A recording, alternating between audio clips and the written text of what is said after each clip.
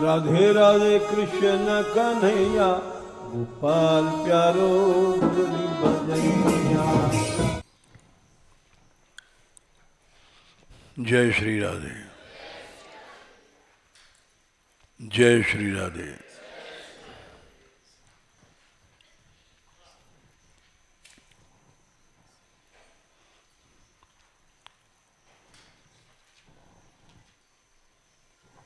प्रसंग चल रहा है कि हिरण्यकश्यपु ने सबसे ज्यादा प्यारा पुत्र जो प्रहलाद था उससे द्वेष किया।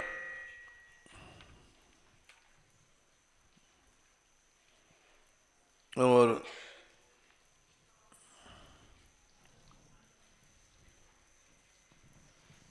क्यों किया?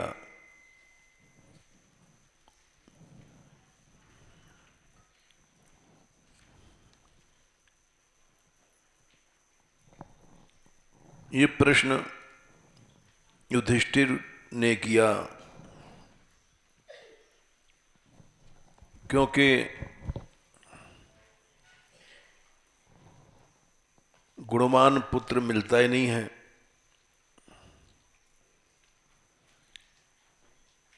और गुणवान पुत्र मिल जाए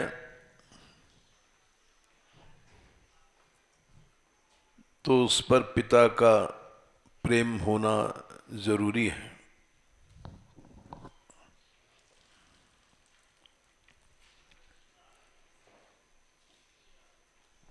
शुद्ध बालक जो पिता का आज्ञाकारी था, जिसके अनेक गुण थे, विनम्र था,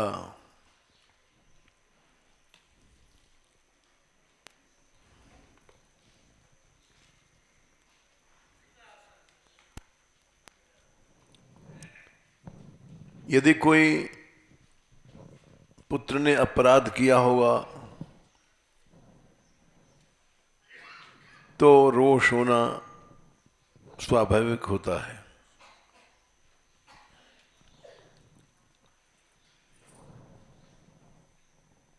और आसक्ति ऐसी होती है कि जीव को अंधा कर देती है।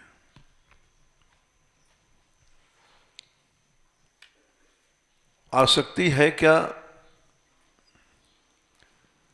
आ माने असमंतात, शक्ति सज्ज, लगना, लिपटना,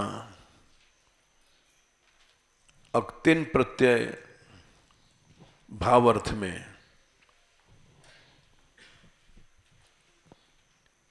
कोई चीज लिपट जाए और चारों ओर से लिपट जाए,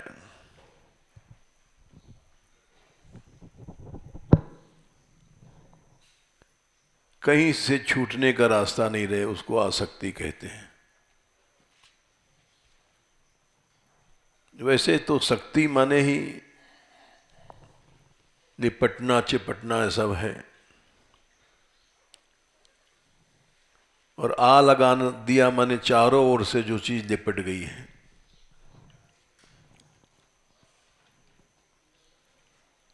एक उदाहरण दे रहे हैं, यूं समझो कि बहुत पहले शुरू में यहां मानगढ़ में बहुत सी चीलें आकर के ऊपर थी।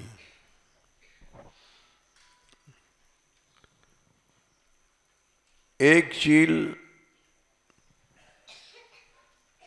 किसी सर्प को पकड़ लाई अपने पंजों में,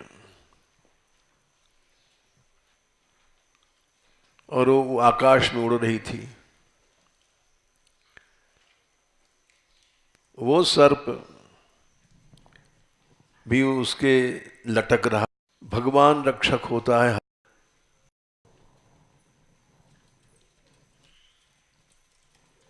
तो युधिष्ठिर ने प्रश्न किया 7:4:44 में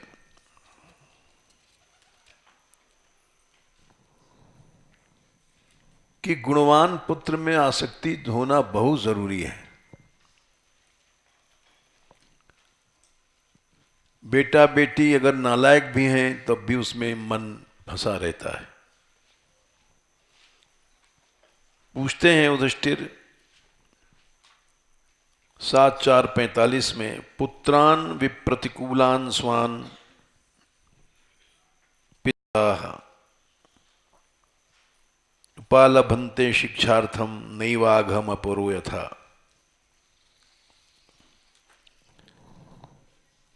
बेटा बेटी विप्रतिकूलान, माँ बाप से उल्टे चल रहे हैं, लेकिन अपने बेटे बेटी हैं, इसलिए माता पिता पुत्र वत्सल होते हैं। शिक्षा के लिए डांटते जरूर हैं, लेकिन विरोध तो नहीं करते, उसको मारने का प्रयत्न नहीं करते।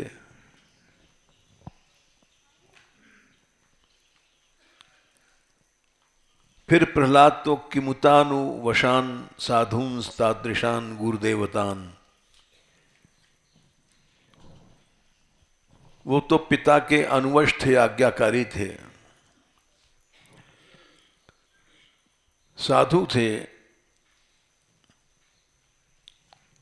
और गुरुजनों को देवता भगवान मानने वाले थे।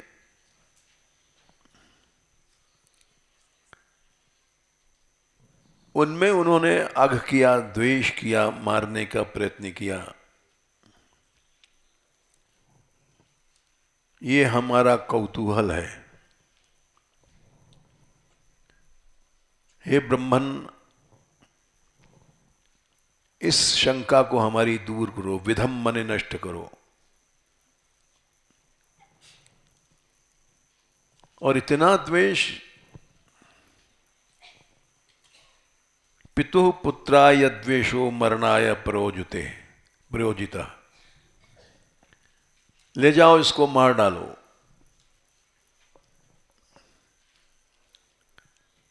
ऐसा तो कोई पिता नालायक लड़के को भी नहीं कहता है कि मारो, इसका प्राण ले लो।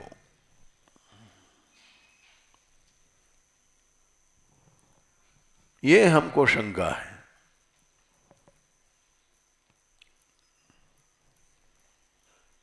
तब फिर नारद जी ने उत्तर दिया कि भाई इसका कारण है,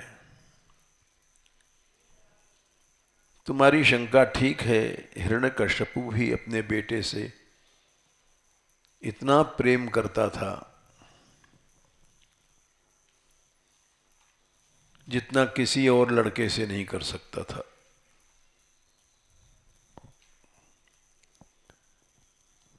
7:5:4 में उदाहरण देते हैं। एक बार असुरराज हिरण्यकश्यपु ने अपने बेटे को गोद में बैठाला, सब सिंहासन पर बैठा हुआ, राट माने राजा, राज सिंहासन पर बैठ करके अब सभा के बीच में अपने बेटे को गोद में बैठा लिया।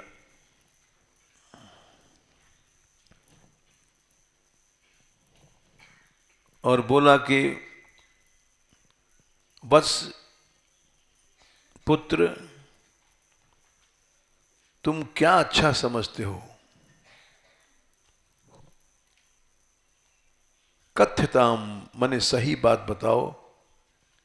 जैसे बाप चाहता है बेटे से, तुम क्या खाना चाहते हो, कौन से कपड़ा चाहते हो,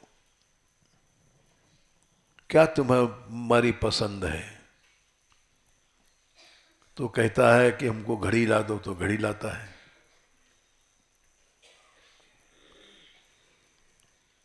तो प्रेम के 6 लक्षण बताए गए हैं नीति शास्त्र में।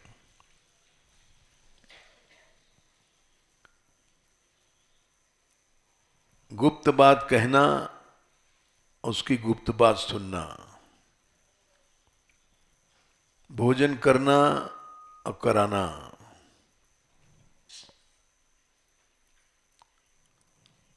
और मीठा बोलना और मीठा सुनना, ये 6 चीजें नीति शास्त्र में लिखा है कि प्रेम को बढ़ाती हैं।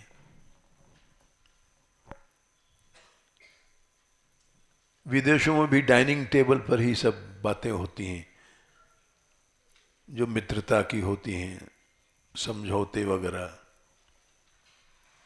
तो डाइनिंग टेबल पर यह मतलब होता है कि भोजन करते समय अच्छा अच्छा भोजन कर रहे हैं और अच्छे विचार प्रेम के आएंगे निश्चित रूप से। तो हिरण्यकशिपु ने भी अपने बच्चे से पूछा, कौन सी बात तुमको अच्छी लगती है? मन्यते साधु, भगवान आदर से कहा कि आपको, भगवान माने आपको,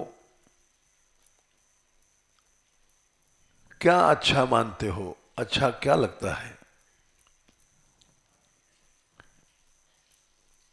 तो प्रहलाद ने कहा कि पिताजी,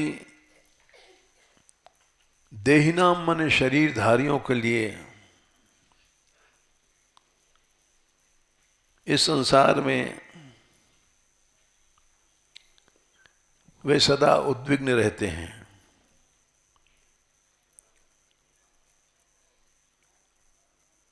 क्योंकि असदग्रहात, ये बेटा मेरा है, ये मेरी बेटी है, ये मेरा पति है, ये असदग्रह है। किसी चीज को अपना समझना, असत माने संसार, ग्रह माने उसको ग्रहण करना। कैसे ग्रहण करता है? जैसे हाथ है, हमारे हाथ से पकड़ते हैं, वैसे अहंता और ममता ये 2 भुजाएं हैं, इनसे मनुष्य पकड़ता है चीजों को, उसको असदग्रह कहते हैं। कोई बैंक लुट गई, उसमें तुम्हें दुख नहीं होगा, चाहे कई करोड़ की बैंक थी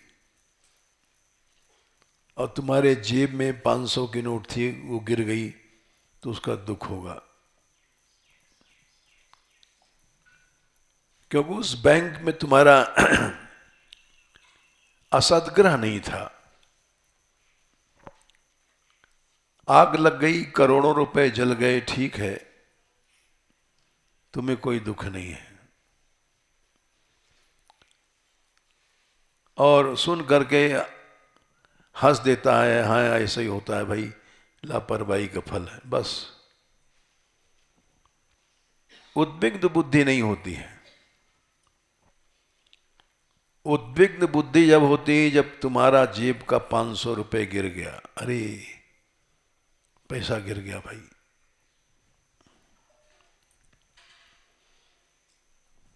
तो प्रहलाद जी की एक एक बात बड़ी गजब की है।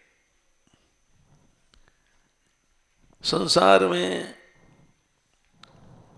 असदग्रह के कारण हर मनुष्य उद्विग्न है, कष्ट में है।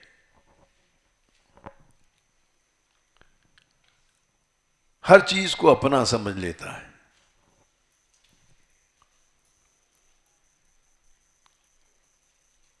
इसलिए ये ग्रस्त क्या है? अंधकूप है।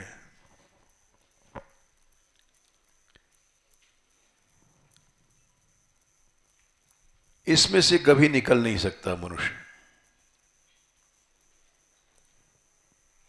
इसमें जो गिर गया है, आत्मपात माने जो फंस गया है,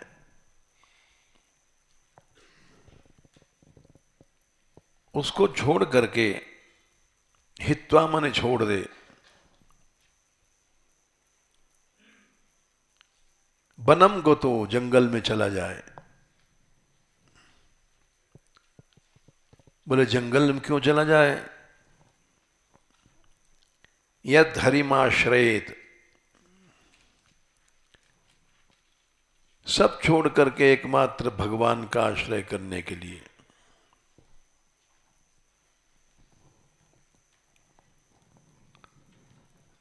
बोले वन में क्यों जाएगा? इसलिए कि घर में रह करके उसी के पास रहेगा, उसी को देखेगा, आपत्ति आएगी तो माँ बेटे से कहेगी दवा ला दे, स्त्री पति से कहेगी, पति स्त्री से कहेगा। आश्रय मनुष्य का लेना पड़ता है संसार में। ये आदत घर में रहते रहते नहीं सुधरती है। हम प्यासे हैं तो पानी घर का ही देगा।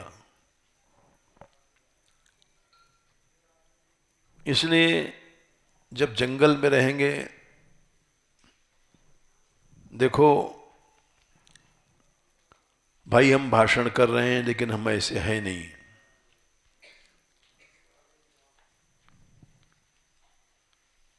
हमने ऐसे ऐसे महात्मा देखे यहां गहवर वन में ही, जिन्होंने कभी भी आश्रय मनुष्यों का नहीं लिया।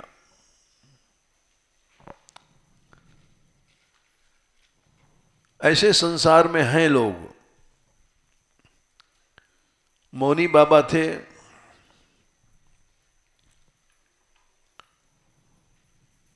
वो किसी का कोई भिक्षा लाता था, देते नहीं थे। पत्तियों को उबाल करके खा जाते थे, पी लेते थे। और पतला शरीर, सीख जैसा। उनकी दूर से फोटो खींची गई है, तुम पहचान नहीं सकते कोई लकड़ी है कि पेड़ है।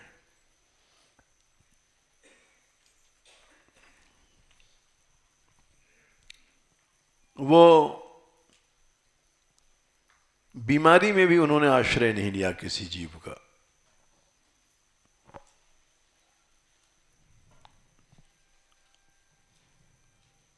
एक बार वो बीमार पड़े थे, बोलते नहीं थे, मौनी थे, तो कुंड में उतरे पानी लेने के लिए। गहवर कुंड के किनारे कोने में गुटी थी उनकी।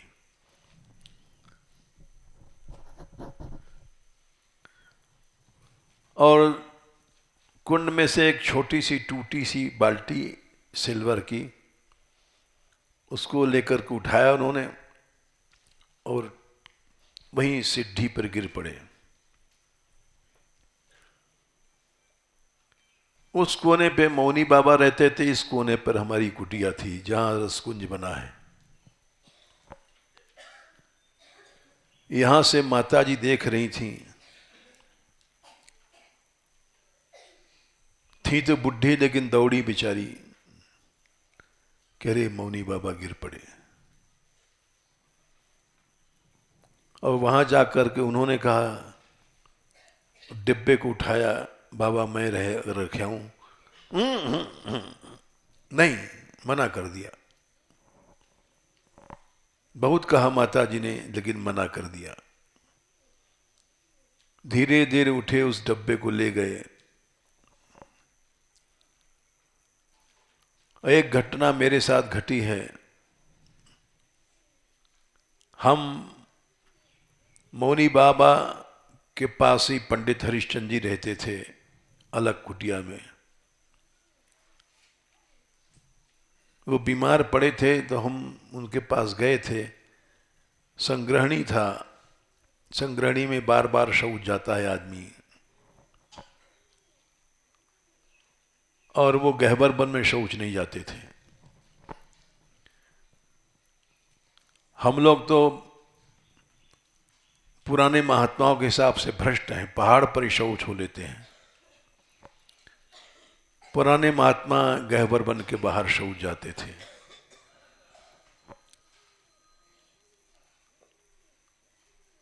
और शौचालय पहाड़ पर बनाना पड़ा, क्या करें, परिस्थिति ऐसी है।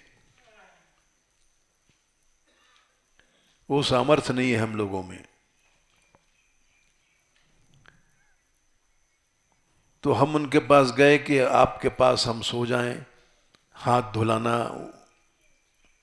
शौच से आए हैं, कई बार दोहनी कुंड जाते थे दूर, हाथ धुला दिया करें।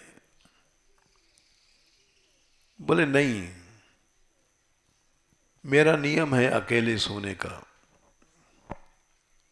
हमने कहा आप सोते हैं तो ऊपर अट्टा पर, मैं नीचे सो जाऊंगा।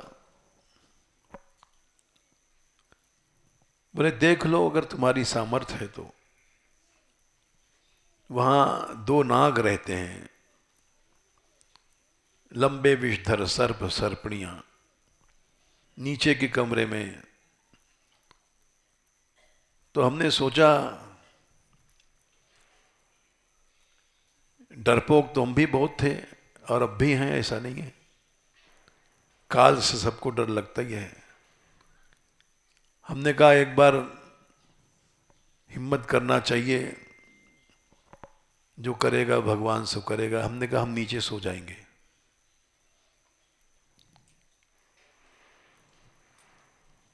नीचे एक तखत पड़ा था, उस पर हम लेटते थे और रात भर फों फों घूमते रहते थे।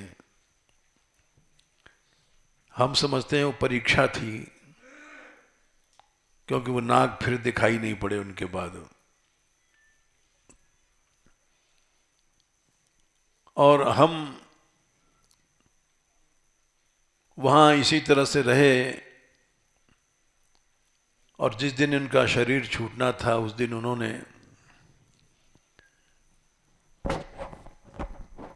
हमसे कुछ कहा नहीं।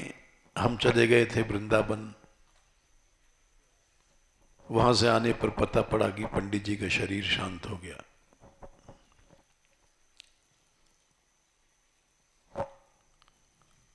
और इतना दुख हुआ हमको कि हम जब बचपन में छोटे से थे तो हमारे पिताजी मरे थे, बहुत छोटे थे। उस समय भी मैं रोया नहीं था जितना कि पंडित जी के मरने में रोए हम।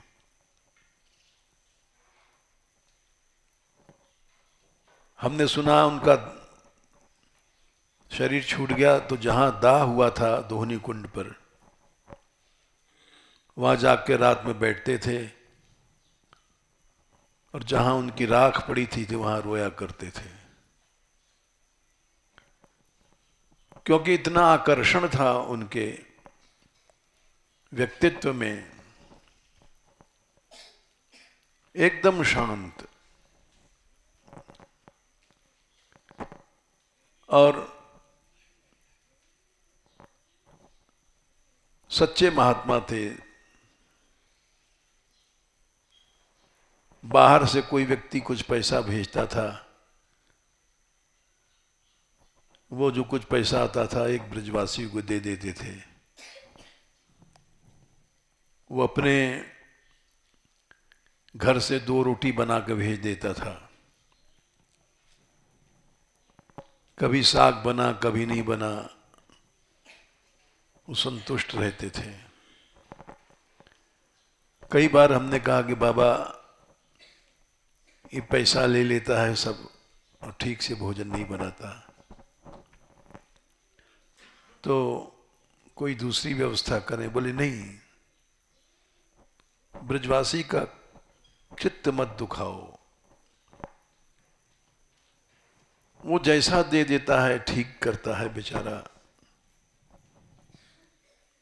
उसमें किंतु परंतु मत करो। सब श्री कृष्ण इच्छा से आ रहा है, कृष्ण इच्छा से सब हो रहा है। तो इसलिए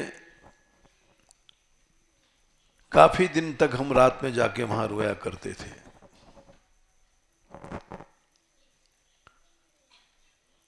इतना आकर्षण था उनमें। तो इसलिए हमने कहा कि हमने दो महात्मा देखे हैं इसी गहवर वन में। देखा नहीं, अनुभव किया।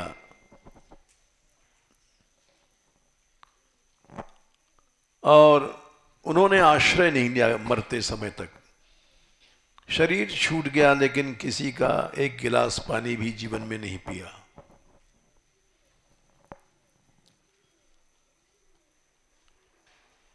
भगवान के आश्रय ही रखना चाहिए, शरीर छोड़ना चाहिए। हम लोग संसार के आश्रय में मरते हैं, संसार का भरोसा करते हैं। इसलिए प्रहलाद जी ने कहा कि पिताजी, साधु माने उचित तो यही है कि एक घर है, अंधकूप है, इसमें फंसने के बाद कभी निकल नहीं पाता मनुष्य। अंधकूप कहते हैं कि ऐसा अंधेरा कि दीवार नहीं दिखाई पड़ती, पूरब जाना कि पश्चिम जाना। एक ऐसा खड्डा, न उसमें रास्ता है निकलने का, न कुछ है, उसको अंधकूप कहते हैं। तो उस कूप में आसक्ति में अंधा हो जाता है मनुष्य।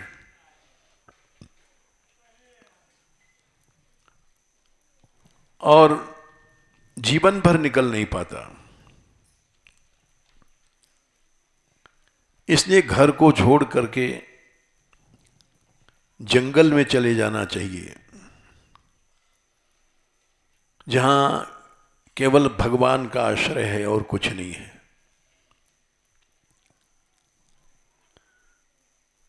ये बात प्रहलाद ने कहा।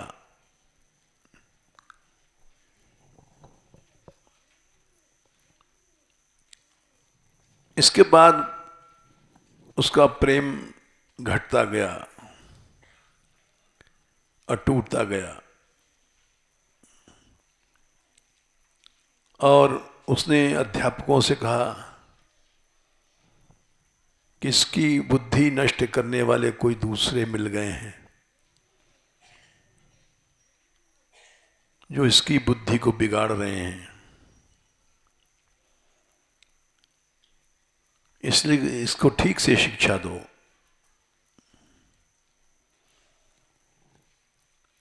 गुरुजनों ने उसको बुलाया अलग से, प्रहलाद तुमको ये शिक्षा किसने दिया है? घर छोड़ो। अरे घर क्या, तुम तीनों लोग के राजा हो, देवता लोग भी तुम्हारे अधीन हैं, उस गद्दी पर तुम बैठोगे।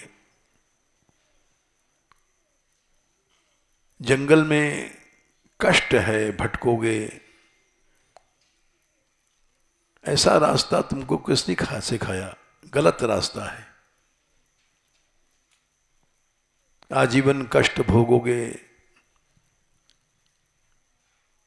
वहां कोई भोजन देने वाला नहीं, पानी देने वाला नहीं। कुतस्तुभ्यम एष बुद्धि विपर्यः। गुरु लोग पूछ रहे हैं कि तेरी बुद्धि उल्टी हो गई है। आसक्ति जब छोड़ता है बच्चा तो माँ बाप समझते हैं, घर वाले, इसकी बुद्धि बिगड़ गई।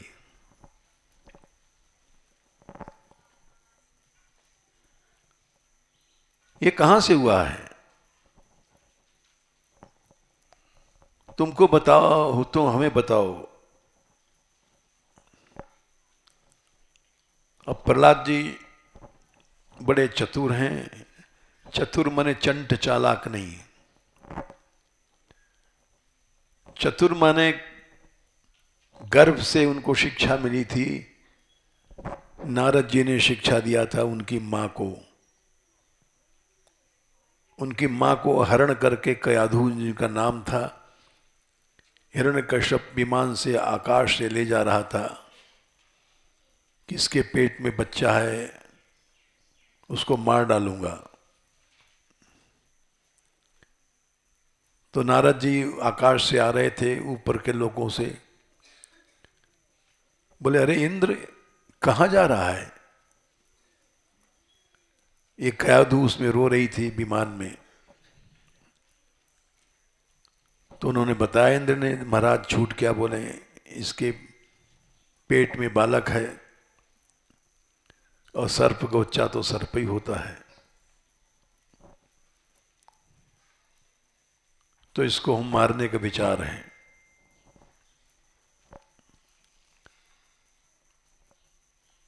बोले नहीं नहीं,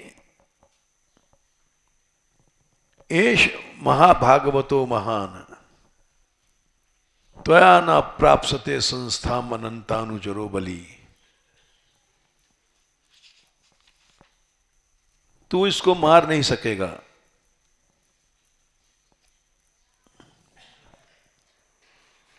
क्योंकि ये भगवान का सेवक है।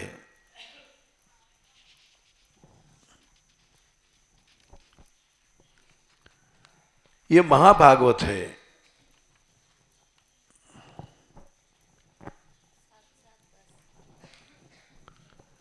हाँ, अयम निष्किल्ब्रह साक्षात महाभागवतो 7-7-10। भगवान के भक्त को काल नहीं खा सकता। भगवान के आश्रय में क्यों जाया जाता है? काल कुछ नहीं कर सकता अगर भगवान का आश्रय है तो।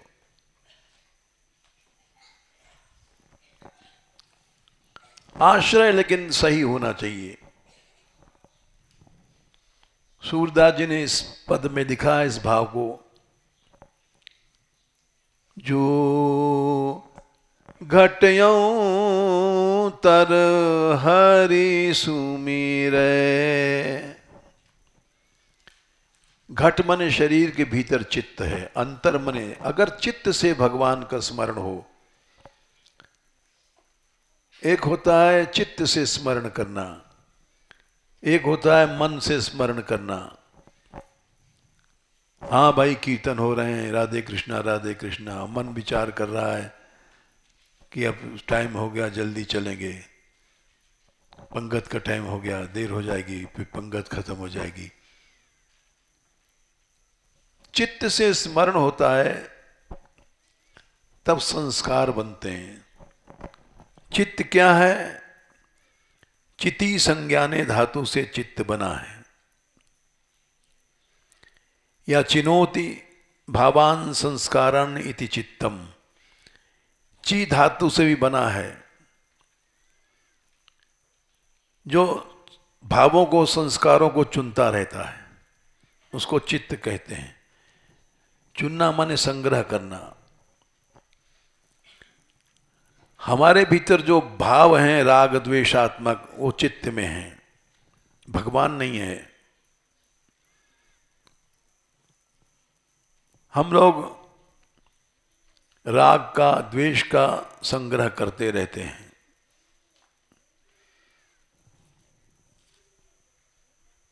तो इसी को चित्त कहते हैं। सच्चा स्मरण होता है जब राग द्वेष रहित होता है। राग द्वेष युक्तस्तु विषयान इंद्रिय चरण आत्मवर्षैर विधेयात्मा प्रसादम अधिगच्छति। राग द्वेष रहित मन से भगवान का स्मरण किया जाए। सब लोग यहां बैठे हैं, किसी को अपनी की स्त्री की चिंता हो गई है, किसी को बेटे की, किसी की बेटी की, किसी को ऑफिस जाने की, 10 बज गए हैं अब क्या होगा, किसी को कहीं, तो ये स्मरण नहीं है। स्मरण होता है, ध्रुव की मां ने कहा था, अनन्य भावे निज धर्म भावते मनस्य अवस्थाप्य भजस्व पुरुषम। अनन्य भाव, चित्त में और कोई स्मृति नहीं रहे क्या होगा, क्या हो रहा है, क्या हुआ है, सब याद नहीं है। उसको अनन्य भाव कहते हैं। अनन्याश्चिंत्यन्तो माम ये जनाः पर्युपासते। अगर अनन्य भाव से स्मरण हो जाए भगवान का तो प्रतिज्ञा है, तेषाम युक्त्याभियुक्तानाम योगक्षेमं वहाम्यहम्। नित्य स्मरण रहेगा उस चित्त में, कहीं राग नहीं है, कहीं द्वेष नहीं है, तो चित्त कहीं बाहर नहीं जाएगा, तो भगवान उसका पालन पोषण संरक्षण करते हैं। तो उन्होंने चित्त शब्द दिया है, जो घट अंतर हरि सुमरे, यानी चित्त से स्मरण करो।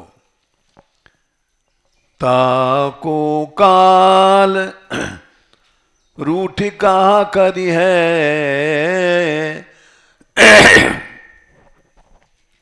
जो चित चरण धरे, जो घट अंतर हरि सुमिरे। काल को तुम जीत लोगे। काल की शक्ति नहीं है तुमको उठा के ले जाए। कोप्यो तात प्रहलाद भगत को,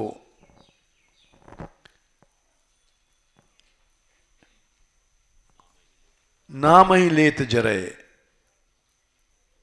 खंभ भाड़ पर नरसिंह प्रकट है, असुर के प्राण हरे। क्रोधाग्नि में जल गया वो नरसिंह भगवान की। न प्रहलाद को पुकारना पड़ा, न चिल्लाना पड़ा, न रक्षा की याचना करनी पड़ी, केवल स्मरण किया भगवान का और कुछ नहीं किया। ऐसा स्मरण अगर मनुष्य करे, ऐसा स्मरण होता नहीं है। हमारे पास जाने कितने लोग आए सेवा करने के लिए ब्रज की, और हम उनसे कह देते हैं भाई जिस दिन कामना आ जाएगी तुम सेवक नहीं रहोगे। लेकिन कामना एक दिन आती जरूर है, वो खा जाती है और सब सेवकपना नष्ट हो जाता है। क्योंकि आसक्तियां संगात संजायते कामः। आसक्ति क्या है? जैसे हमने उदाहरण दिया, वो चील के पंख बंध गए, सर्प में गिरी, फूट के मर गई। वैसे मनुष्य आसक्ति के बंधन में बंधा हुआ है और जंगल में है, वहां भी चिंतन कर रहा है परिवार का, स्त्री का, पुत्र का। साधु बन गया है तो भी वहां चिंतन कर रहा है। आसक्ति चारों ओर से बांध देती है जीव को। आसक्ति की परीक्षा भगवान लेते अवश्य हैं। जैसे उदाहरण दे रहे हैं हम तुमको, रावण के लाखों बार सिर काटे भगवान ने युद्ध में। सारी युद्ध भूमि रावण के भुजाओं से और सिरों से कट गई, पट गई।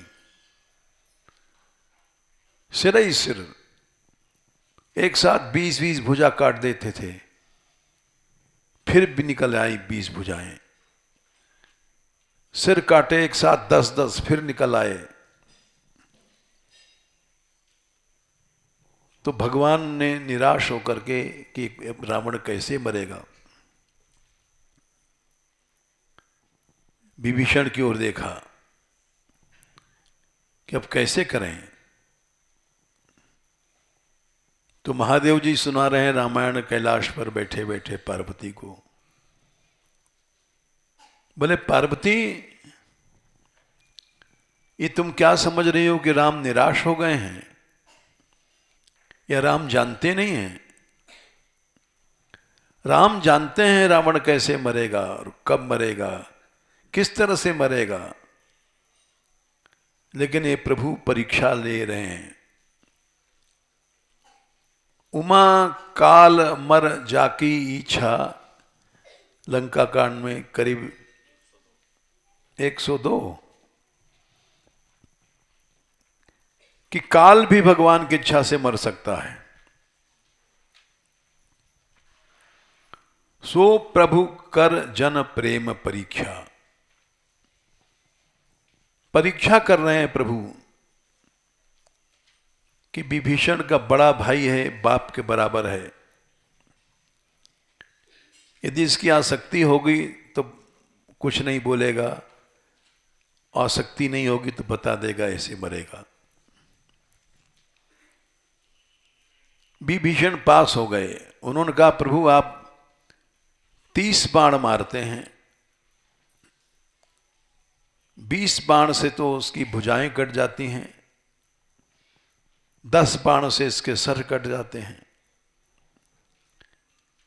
इसके नाभि कुंड में अमृत है, जब तक अमृत कुंड है नहीं मरेगा। तब उन्होंने 31 बाण लिए, एक बढ़ा करके। जो बढ़ा हुआ बाण था वो नाभि कुंड में घुसा, अमृत को कुंड सूख लिया। उसके बाद 20 भुजाएं, 10 सिर कटे, बस रावण गिर गया। तो भगवान देखते हैं कि कितनी आसक्ति किस प्राणी की है। हम लोग साधु बन जाते हैं, लेकिन आसक्ति रहती है पैसे में, नाम में, ऐश्वर्य में, बड़प्पन में, कि हम बड़े बन जाएं, पूज्य बन जाएं। तो सारी भक्ति गुणमयी बन जाती है। विषयान अभिसंधाय यश ऐश्वर्य मेवा, बड़ी पूजा करते हैं, अर्चादो अर्चे देव माम, अर्चना करते हैं दिन रात, लेकिन लक्ष्य है विषय, लक्ष्य है यश। अगर लक्ष्य ठीक रहे अवश्य काम सिद्ध होता है। जैसे पहाड़ों की लड़ाई थी, असंभव था, लेकिन जिस समय हम लोगों का लक्ष्य ठीक हुआ कि हम नाम नहीं चाहेंगे, धन नहीं चाहेंगे, 12 घंटे में लड़ाई जीत दी, जो 50 साल से लड़ाई चल रही थी। छोटे छोटे बच्चों ने कीर्तन किया और इसी से लड़ाई जीत गए। लड़ाई हारे कब? जब हमारे आदमियों ने अन्य आश्रय लिया, भगवान का आश्रय छोड़ करके हार गए। नहीं तो जमुना जी आ रही थी, आ गई थी, लेकिन अन्याश्रय हुआ। ऐसा हो ही नहीं सकता है कि भगवान यहां इतने भक्त लोग थे और इनकी कोई आशा अधूरी रह जाए। तो आसक्ति ऐसी इंधी होती है,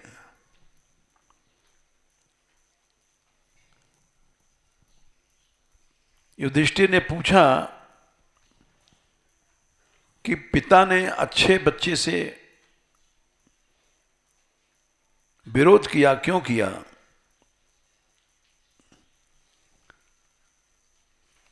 यह युधिष्ठिर का प्रश्न था।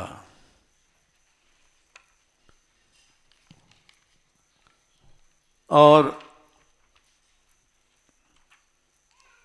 4:45 में 7:45 में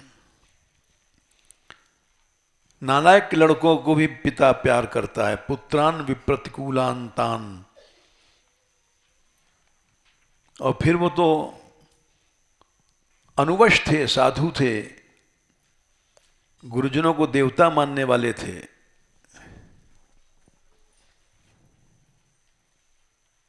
तो फिर क्यों विरोध हुआ? इसी को उत्तर दे रहे हैं कि बहुत प्यार करता था। 7-5-4 गोद में बैठा लिया अपने बेटे को। और जब उसने ये कहा कि पिताजी जंगल जाकर के भजन करना चाहिए, वहां भगवान का आश्रय बनता है,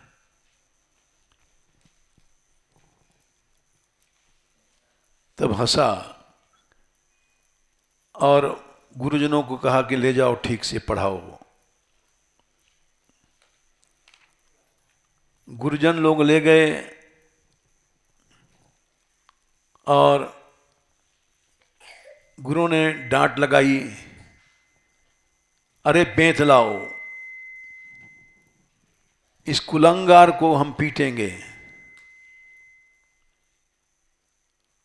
इस चंदन के वन में एक कांटे का पेड़ आ गया है,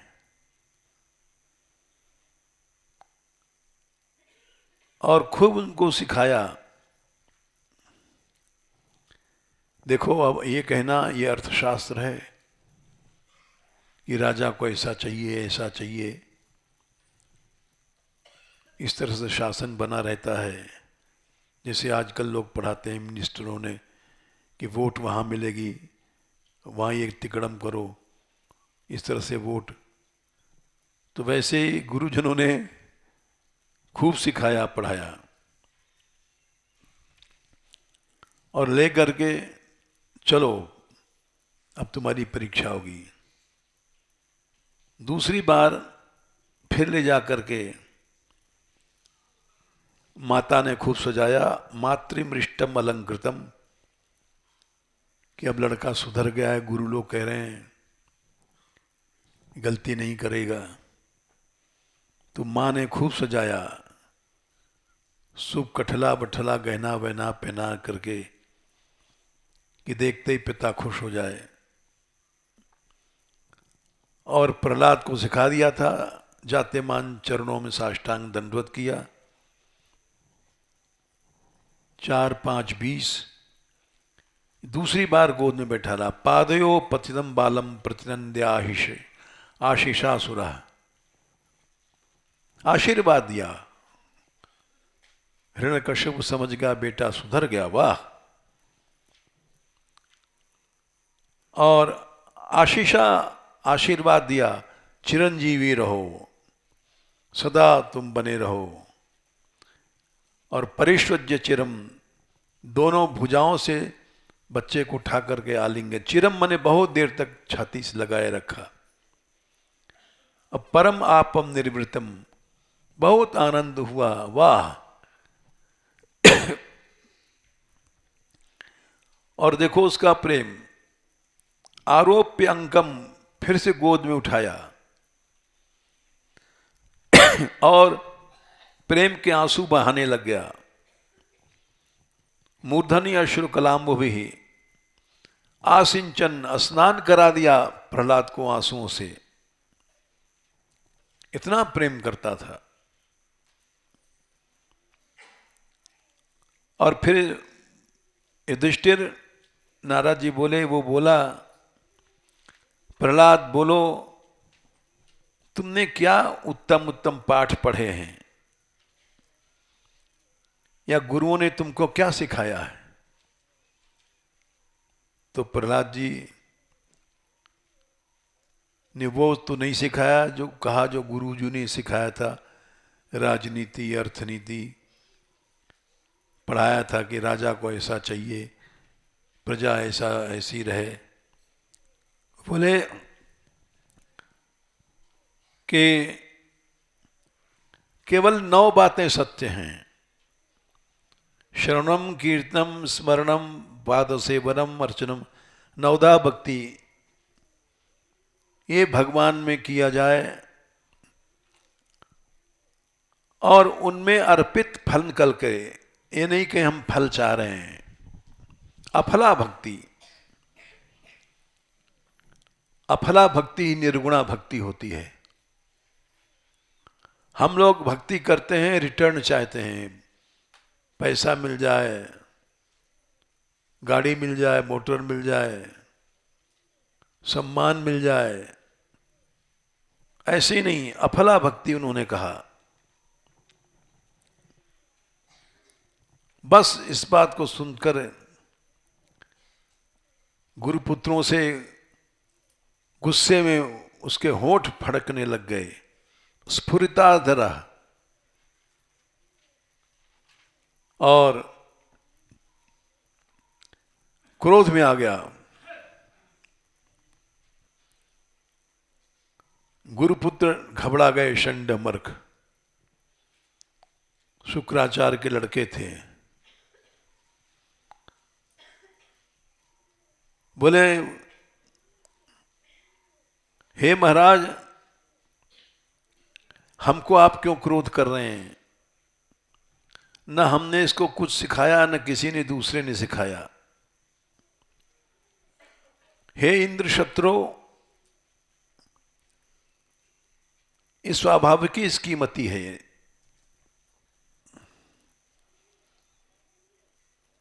तब तीसरी बार, पहली बार तो हमने कहा था ये 4-5-4 में, 7-5-4 में, दूसरी बार 7-5-20 में, और तीसरी बार 7-5-29 में। गुरणैवं प्रतिप्रोक्तो भूयः आह असुरः सुतम। तीसरी बार उसने फिर गोद में बैठाला और कहा कि अगर गुरु जी ने नहीं सिखाया तो ये अभद्र बुद्धि, दुष्ट बुद्धि, असती बुद्धि तेरे कहां से भई है, बता। इन्हें बार बार प्रयत्न कर रहा है हिरण्यकश्यपु कि इसकी बुद्धि सुधर जाए। प्रहलाद जी ने फिर तीसरी बार में उत्तर दिया अपने पिता को कि कृष्ण में बुद्धि न अपने प्रयत्न से होती है, न दूसरों के प्रयत्न से होती है। 4-5-30, जब तक इंद्रियां बहिर्मुख हैं ये तुमको विषयों में खींचेंगी। मरते समय भी मनुष्य अपनी स्त्री से चिपट कर प्राण छोड़ देता है। मरते समय भी मनुष्य उसी पाश में शरीर छोड़ता है जिसमें लिपटा हुआ जन्म भर रहा। तो इसलिए जब तक इंद्रियां बहिर्मुख हैं, चबे को चबा रही हैं, थूके को चाट रही हैं, तब तक कृष्ण में मन नहीं लगेगा महाराज। फिर बुद्धि का विकर्षण होता है। विकर्षण माने बुद्धि खींचती इंद्रियां भगवान से अलग। कौन भगवान, क्या सत्संग, कुछ नहीं, चलो मौज मारें। और मन तभी लगती है जो आकर्षण होता है। ये तो बुद्धि का विकर्षण बताया, और बुद्धि का आकर्षण भगवान में तब लगेगी 4-5-32 में। ऐसा संग मिल जाए महापुरुषों का, न स्वतः लगेगी। तमाम कथाएं हो रही हैं शहरों में, 1-1 लाख आदमी आते हैं। ऐसे ऐसे महात्मा हैं जिनके 1-1 करोड़ों शिष्य हैं। न उस संग में बुद्धि सुधरेगी, न अपने आप सुधरेगी। ऐसा कोई संग मिल जाए जो निष्किंचन हो, जिसको कुछ नहीं चाहिए, और इस निष्किंचन संत के चरणों में शरणागति हो जाए, तब भगवान में मन लग जाएगा, नहीं तो नहीं लगेगा, कभी नहीं लगेगा। बस इस तीसरी बार सुनते मान वो समझ गया, क्रोध में अंधा हो गया। 33:4-5-33 में अंधी कृतात्मा क्रोध में अंधा हो गया। और जो लड़का इतना प्यारा था उसको गोद से उठा करके पटक दिया यूं, उत्संगान निरस्यत महीतले, ऐसी जोर से पटका कि मर जाए। जब नहीं मरा तब उसने कहा है, आह अमर्थ रुषाविष्ट, 34वें में, लाल हो गई आंखें कशाई भूत लोचना, जाओ इसका वध कर दो। हे राक्षसों, इसको मार डालो। उस समय 5 वर्ष की अवस्था थे प्रहलाद जी की। 7-5-36 पंचहायना।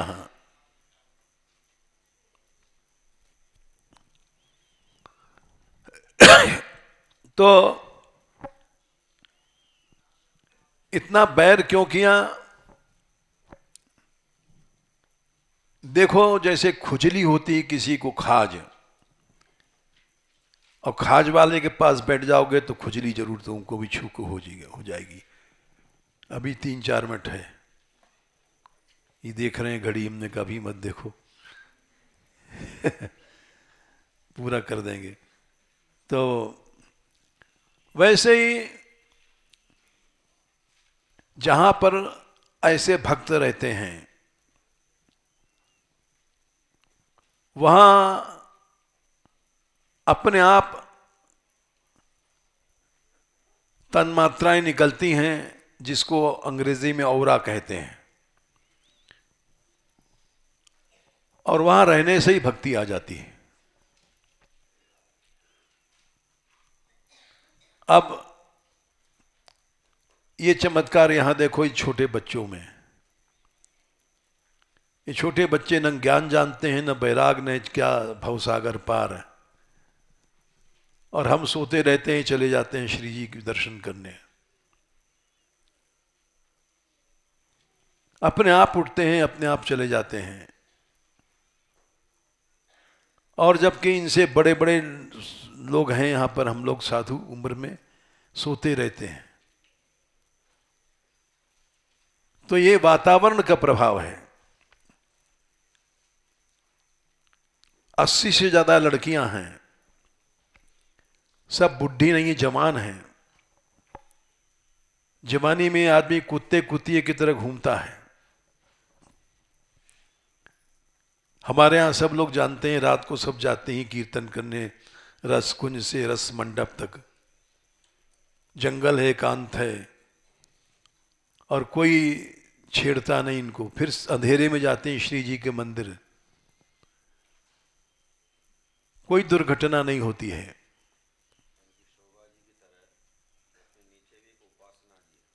अच्छा अच्छा,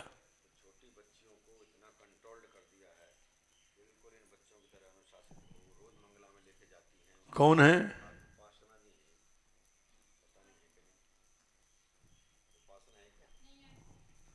अच्छा, हम नहीं जानते।